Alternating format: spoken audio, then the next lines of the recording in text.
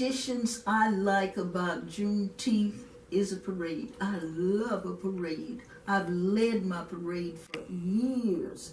In fact, I've got a couple of young men who say they are simply not going to walk with an old lady who's 90 years old in the 2016 parade.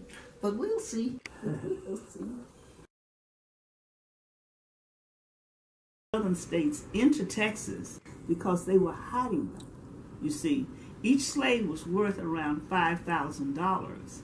And even though they had been sent over here from a caste system, they came over here and created another one. So when their daughters were ready to marry, they would give a dowry, and it would be constituted of 4 or 5 slaves that would run their houses and set up their farm when they moved somewhere else. So that is why they were moving them, because of their value. They were moving them into Texas because Texas was so large and wasn't completely settled, so they could hide them, and it would be hard for the Union Army to find them and free them, you see.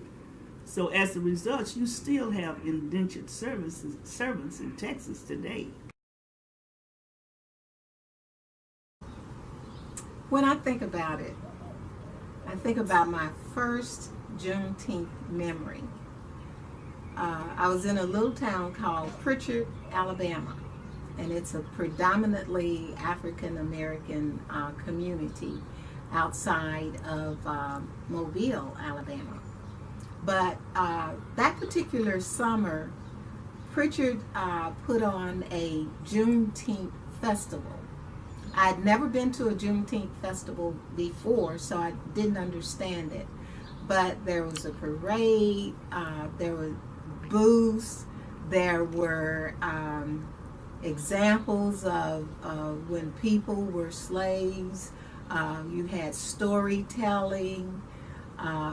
It was just a fun time. It was just like a big celebration. But most of all, I had an opportunity to see history in action. And I think that's what Juneteenth is all about. It gives you that opportunity to say, oh, there was a time in our American history when all people were not free. All people didn't have the opportunity to go and come. So I think for our young people today, we have to follow what Joshua said. Hold fast to the memories so that the next generation, when they see these stones, will know that our ancestors crossed this way and they were free. That's something that has been handed down to us for thousands of years. And today, who are we not to keep that tradition alive and active?